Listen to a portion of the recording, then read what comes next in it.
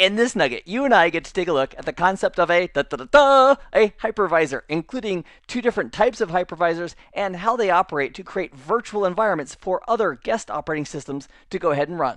Let's begin. I'd like you to imagine that it's 20 or 30 years in the future and you and I are going to a movie. However, movies of the future are not like the movies of today where we sit in a chair and we watch a film. In the future, we get a full bodysuit and they hook us up into this apparatus. And as part of the movie, they feed all 5 of our senses: our touch, our sight, our taste, our smell, and our hearing. And here's my question. If we were in these suits and having all of our senses fed, is it possible that we might not realize that we're in a movie and we might think that's part of real life? Well, if the technology is good enough, it's very likely that we would believe that we were actually part of real life and not participating in a movie that we went to watch. Now, we can apply that analogy of the movie theater of the future faking us out by providing content to all of our senses. We can apply that to the world of virtual machines and virtual environments today. For example, if we take a physical computer like a Windows computer and we power it up, it's going to do several things. There's going to be electricity that's sent to the motherboard. It's going to take a look at the read-only memory and the BIOS, the basic input-output system for that device. It's going to do a power-on self-test. It's going to read information from the complementary metal oxide semiconductors. It's going to boot to the hard drive.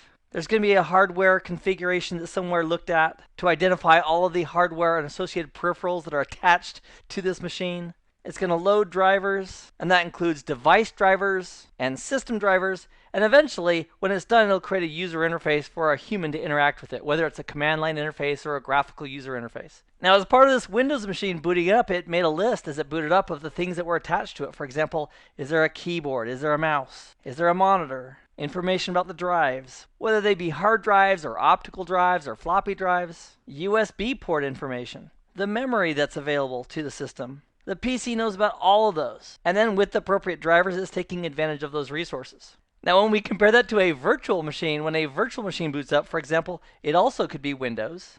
However, we don't really have the keyboard, mouse, monitor, drive, USB, and memory that are dedicated to that device. Instead, in a virtual environment, we can create a list of the elements that we want to make that operating system believe is available to it. For example, the keyboard, the mouse, the drives involved, USB ports, the memory, and adding onto that the type of CPU that's involved. How many sockets and how many cores. And so as a virtual machine boots up, it believes it has this nice laundry list of features that it can use. But instead of having the physical resources like the real PC does, all of these resources here are virtualized. Or if you want to think about it another way, we can say those are lied about. And that, my friend, brings up the next logical question. What type of a system or software would have the ability to go ahead and lie about all of these resources to an operating system so it believed that they were actually right there?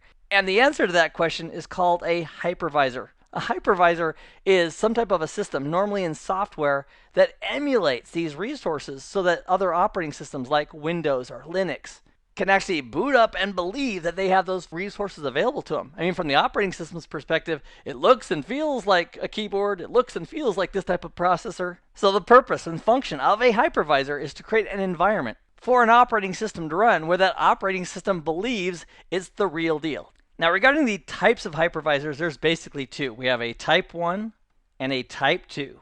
And again, whenever we think hypervisor, think of the entity or software that's creating that virtual environment for some other operating system to run in. And let's start with a Type 1. Now, we have to have some hardware somewhere that's actually providing the functionality. So we're going to call this box host number 1, the physical box that's going to be running our hypervisor. And a Type 1 hypervisor, also called a bare metal hypervisor. On our hardware, we'd have the hypervisor running directly on that hardware.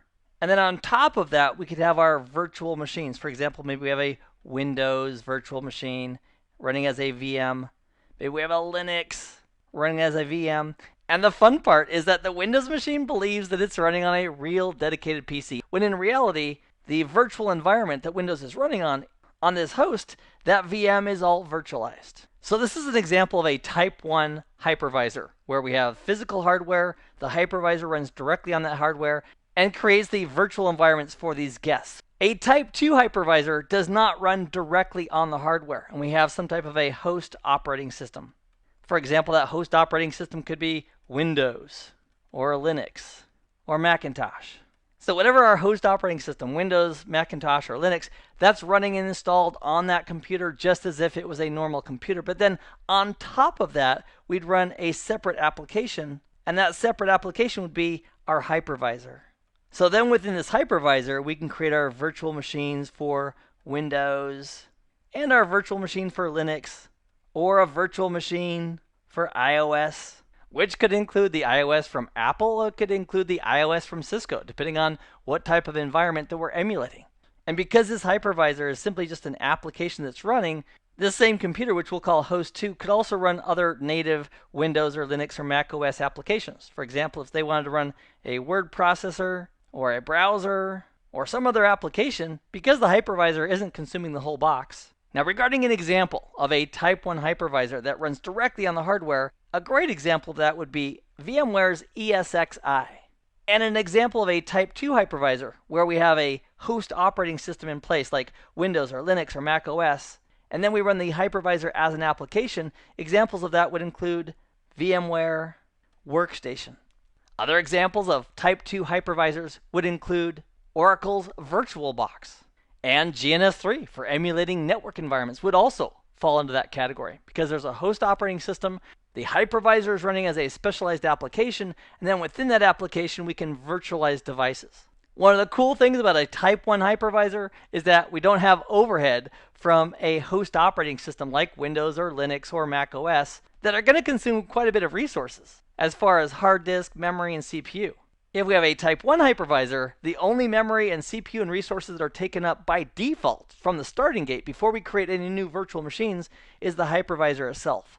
The footprint is just going to be a small fraction of what Windows, Linux, or Mac OS would be taking before we even start the hypervisor running as an application. And in the case of Mac OS, VMware's hypervisor that runs on top of Mac OS is called VMware Fusion, which is another example of a Type 2 hypervisor. In this nugget, we've taken a look at the concept of a hypervisor, creating a virtualized environment for another operating system to go ahead and run. I appreciate you joining me for this nugget. I hope this has been informative for you, and I'd like to thank you for viewing.